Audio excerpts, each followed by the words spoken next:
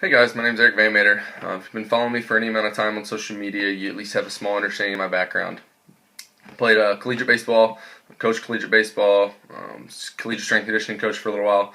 And as I'm getting more into fitness coaching some powerlifters, bodybuilders, Olympic weightlifters, I'm seeing a lot of things, in terms of whether what athletes are doing are quote unquote healthy, especially in bodybuilding lately.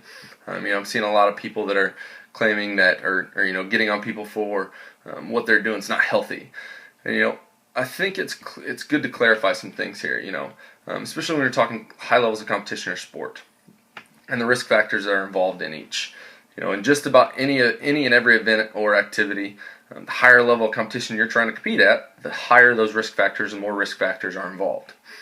We really praise a lot of American athletes or a lot of American sports for the things they do, but we fail to realize a lot of the risk factors that they place themselves through. Football, for instance, you're talking NFL football. You're talking about weekly getting smoked and crushed by 250, 300-pound, very large, muscular linebackers, linemen, where you're increasing your risk of strains, sprains, tears, breaking bones, concussions, things like that. Baseball, for instance, like I said, I was a collegiate baseball player. You're talking about MLB status. You're talking about just regular season, so not preseason, spring training or postseason. You're talking about playing 165 games within a 6-month span. That's almost a game a day. That is a very, very large wear and tear on the body. Games tend to last 3 hours. You're out the field 5 to 6 hours. It just takes a large toll on the body. With that, you're talking about as a hitter stepping in and facing a 90 to 100 plus mile an hour fastball from 60 feet away. On the flip side of things, I was a pitcher. Not that it's necessarily something I'm proud of, but there's been multiple times I've had a 110, 115 mile an hour fastball hit right back in my face. You don't even have time to think about it. You just react upon. And so you look at sports like hockey, for instance. I don't even need to begin there. You're talking about a very physical sport where you're skating around on a large sheet of ice with just a metal blade under your feet. You talk sports like volleyball. You're talking about getting a 70 to 80 mile an hour spike hit at your face from 2-3 feet away. You don't have time to react to those, to think about those things. You just react. But those are some of the risk factors you involve when you're talking about trying to compete at those higher levels. You look at fitness sports such as powerlifting and Olympic weightlifting. Guys are squatting, benching, pulling, trying to throw over their head loads that, with the slightest technique error or misplaced load position, could easily crush, kill, or create some kind of lifelong sustainable injury. And in bodybuilding, it's not any different. Yes, it should always be about the betterment of your physique personally. But again, the more you compete in a higher level that you're trying to go, the leaner, the tighter that physique needs to be, or you're not going to look like you even belong up there. While there are many health aspects that are associated with bodybuilding, it's not any different when choosing to try and compete at that high level. Factors that may seem quote-unquote extreme to many people, many oftentimes are being utilized to bring in that tight, lean physique that's necessary for you to get to that high level of competition. Many of these people, though, fail to realize, a couple things. Especially the fact that a lot of these higher level bodybuilders or these physique athletes are utilizing knowledgeable coaching and guidance.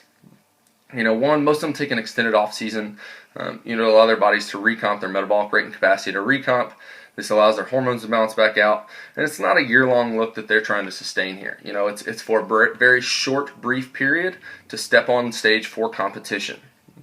Another and really one of the most important, in my opinion, is that, again, under proper guidance and methods, this is something they took a lot of time and efforts to develop. It's something that they allow their body to adapt to. And that's kind of the key term here. If you have any concept of human physiology, you understand that we as humans are creatures of adaptation. And so if the process is done properly, fat's slowly stripped away, calories are very slowly cut and tapered away, you see very minimal side effects from dieting and prep and bodybuilding. But again, this can be said about any sport, honestly. You don't jump from being, high school varsity superstar to being an NFL superstar within a week, a month, or even a year. It takes a lot of time and effort. It takes time and practice so your body and your skills can adapt to meet the needs of the competition level of competition that you're trying to compete at. It's extremely rare in bodybuilding to see, a bodybuilder in any division jump straight to being elite status within their first prep or show. It takes a lot of time and adaptation, And so again, if you're utilizing proper methods and under good coaching and guidance, many of these bodybuilders, many of these athletes utilize reverse dieting effects to allow their body and their metabolic rate to handle the increase in caloric consumption post-show, post-season. This not only minimizes negative metabolic adaptation, but it allows for one's metabolic capacity to expand much higher than before. This also allows them to take in more food and more calories while they're seeing minimal fat gain. It also allows them to see an increase and build more quality muscle in their off season. While there are many factors that initially correlate with being healthy with bodybuilding, when it comes to truly trying to compete at that high level, it's really not about your health. It's really about the personal goals that you set out and that you have as an individual. And so it doesn't really matter what others perceive or their perspective. It's about challenging yourself to reach the goals that you have. It's not about those goals that are not about the goals of the people that are out there trolling and creating those social media or negative social media comments. If it were simple and easy and all about health, then you would see a lot more people that are trying to compete at that high level, but you don't. Hence why it's considered a high level.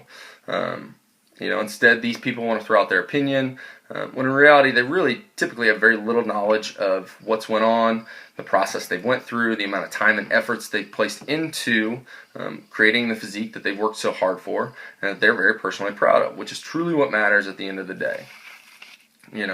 And just as everyone's entitled to their own opinion, opinions are individual just the same as goals are. And so when you're trolling through social media and you see someone who is stage lean and want to make that negative comment, realize that they as an individual are entitled to their own individual goals. And so it's not up to you to decide whether they're doing is proper for them or not. You're not the one that they've hired or the one that they're working with to achieve the physique that they have. And so realize that they as an individual are trying to achieve individual goals which are different than the goals that you are going to have yourself. Negativity doesn't need to be spread, as everyone's entitled to having their own personal goals as you do your own opinion. Like I said, this is just something that's really been kind of getting at me as I'm starting to take on more people who are interested in doing bodybuilding prep down the road. People who are interested in, achieving tight, leaner physiques. It's something that, oftentimes when you're trying to compete at that high level, there are some things that you are going to risk to reach the physique that you want to achieve to compete at that high level. So it's really all I kind of have on the subject right now. Feel free to leave a comment below. Let me know what you think of the video. Let me know any future content you'd like to see from me. Like I said, I've been around and been in the fitness industry for about 10, 12 years now in terms of, I got an undergrad in exercise science, a master's degree in sport performance, and just am kind of a large personal nerdy meathead, as I like to consider myself. So feel free to let me know what you would like to see or hear from me as I begin to try and put more content out there.